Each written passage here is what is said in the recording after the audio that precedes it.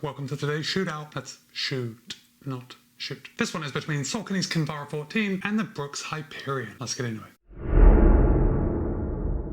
What's up, friends? It's Matt B. This video is in partnership with Roadrunner Sports. And with that, these shoes are actually pretty comparable. More comparable than I thought they were when I first thought about it. Both of these shoes are very light. They're both non-plated. They're both made for the same type of runs. You know, kind of like your faster workouts and maybe a non-plated race shoe. But there are some differences. And at the end, I'm going to want to know which one you prefer. Oh, and whichever shoe you prefer, whichever shoe you want to pick up, I'll place links in the show notes below. Let's start off with price. The Kinvara 14 will cost you $120. The Brooks HYPERION will cost you $140. Both are extremely well priced. Obviously, the Kinvara 14 is $20 cheaper, but I don't think that's enough. I don't think that's enough of a reason to skew you to the Saucony. And there are some things that you are getting with the Brooks HYPERION that you're not getting with the Saucony Kinvara 14. So don't rule out the Brooks just because this is a bit cheaper. The Kinvara 14 has 31mm in the heel, 27mm in the forefoot for a 4mm drop. Now, Brooks lists the stack height of the HYPERION at 22 and 14, but that's not true. It's probably a case of Brooks reporting the stack height but not including the insole and the outsole. What we do know for sure is that the Brooks HYPERION has an 8mm drop. And just by looking at both shoes, I'm just going to estimate that the Brooks HYPERION has 31 in the heel and 23 in the forefoot.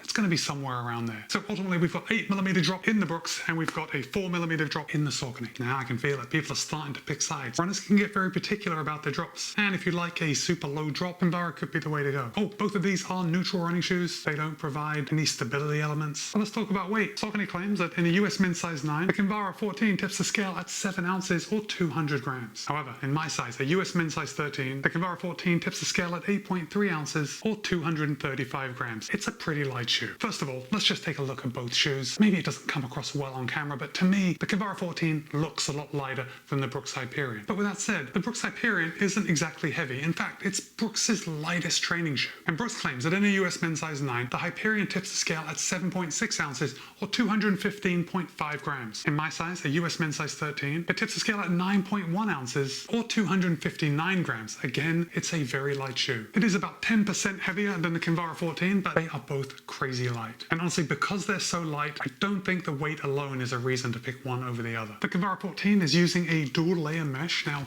it's very like a wide weave mesh right on the top, and then underneath there's another layer of mesh just to give a little protection. But in between this wide weave mesh on the top, we've got like little shiny filaments, which gives the Kinvara 14 just a little bit of bling. And I'm a fan of the bling. But the Kinvara 14, just as it looks, it's a very light, very breathable upper. Now, when I compare it to the Brooks HYPERION, I think the Brooks HYPERION looks a little more traditional, at least as far as the upper goes. But appearances can be deceiving, because I think when I'm looking at this shoe, it looks like it's a heavier upper, but really when I look closely, I can see right through the upper. It's super light. In fact, it's a new upper. It's Brooks' new warp knit upper. And perhaps it's just this colorway that makes it look a little thicker, but it's really not. It is super breathable. And I wish you could actually feel how light the HYPERION is, because it's totally deceiving. I think it looks like a much heavier shoe than it really is. But it's got to be light, remember. These are some performance trainers. These are the shoes that you're going to be knocking out those faster workouts in. These are shoes that you're probably going to choose if you want to knock out a 5K, but you don't want a plated shoe. But these shoes are light enough that they just disappear on your foot when you start running. The Kinvara 14 does have a gusseted tongue. It's super thin. We can see the tongue coming right up here. Found the tongue on the Kinvara 14 to just be,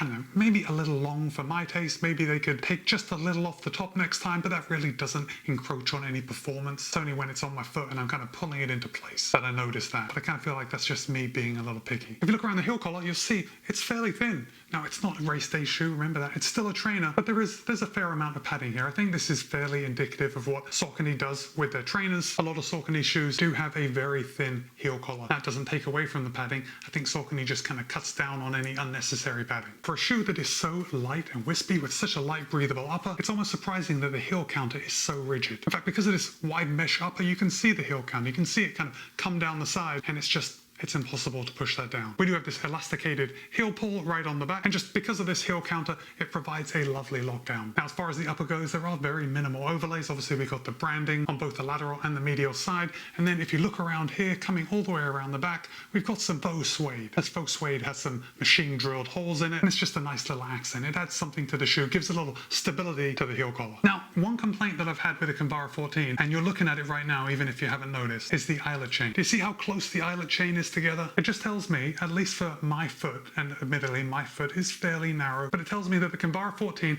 just has a little more volume in the upper than I ideally need. You can see this just because even when I've taken my foot out of the shoe, you can see that I've had to cinch these eyelet chains together in order to get a good lockdown. Now look, this is just aesthetic. It didn't change the performance. It actually locked down very well. It just doesn't look like it fits my foot as well as some other shoe. Does that make sense? All right, let's go to the Brooks. Now the tongue on the Brooks Hyperion does have a lace loop right in the middle. It's also gusseted, but it's only gusseted on the medial side. But even though it's only partially gusseted, I never had any problems with the tongue moving around on me when I had the shoe locked in. The heel collar on the Brooks Hyperion, it's actually fairly similar to the Saucony Kinvara in that it's thin, but it's not too thin. There's enough padding here where it doesn't feel like that the shoe is rubbing against you. It's nice and comfortable, and it holds my foot very well. Again, with the heel counter, just like with the Kinvara 14, it's super rigid, guys. And that's good because when we're running fast, it has the chance to create a lot of movement if our foot isn't dialed into the shoe correctly. And I found the fit of the Brooks Hyperion to just be spot on. No movement when I'm running fast, good heel lockdown, good lockdown across my midfoot, and nice and breathable. And if you look at this lace loop, this line of the eyelet chain, you can see that there is a big difference between this and the Kinvara 14. Clearly, at least for my foot,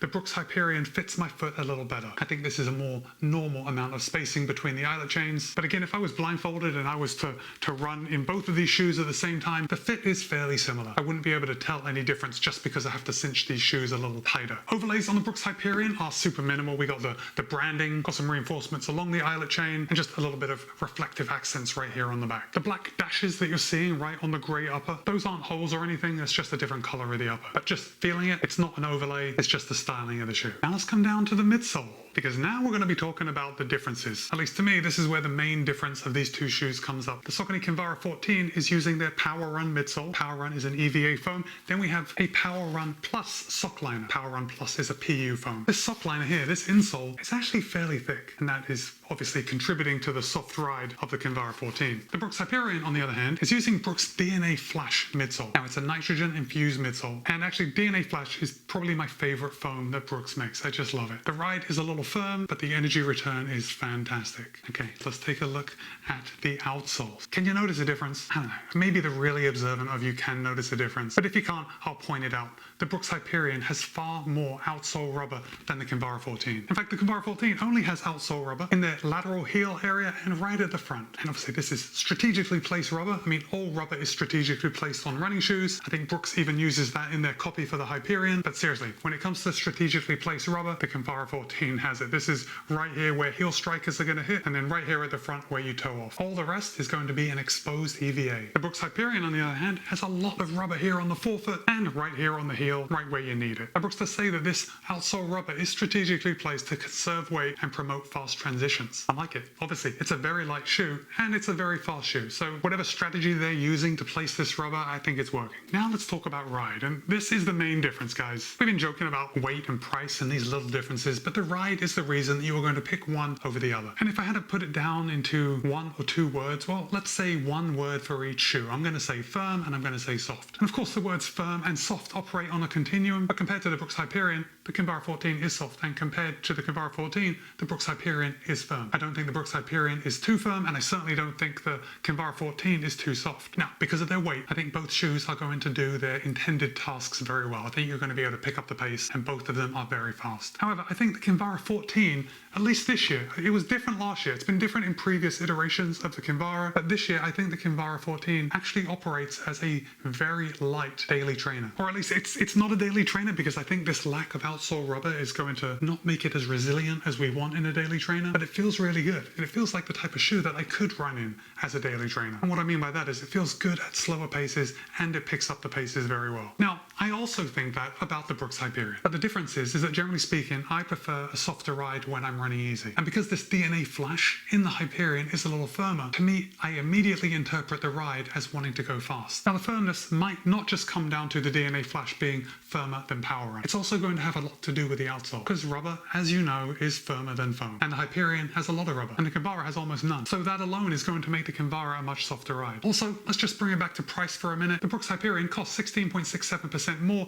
than the Kinvara 14. Because of this outsole rubber, I'm going to say that the Brooks Hyperion will last you at least 16.67% more time and more distance than the Kinvara 14. So again, I don't think the price is really that big of a difference. But all right, I feel like you're trying to nail me down, like which one would I choose? And I'm going to hedge my bets and say it depends. sense. Because if I was buying a shoe that was just made for faster workouts, I'm 100% going with the Brooks Hyperion. If I wanted a super light shoe that is going to run very fast, that is breathable, but also a shoe that I can use more on a daily basis and isn't going to beat me up, I'm 100% going with the Kinvara 14. But guys, these shoes, they're both great. I don't want to persuade you into buying one over the other. Yes, they're very similar.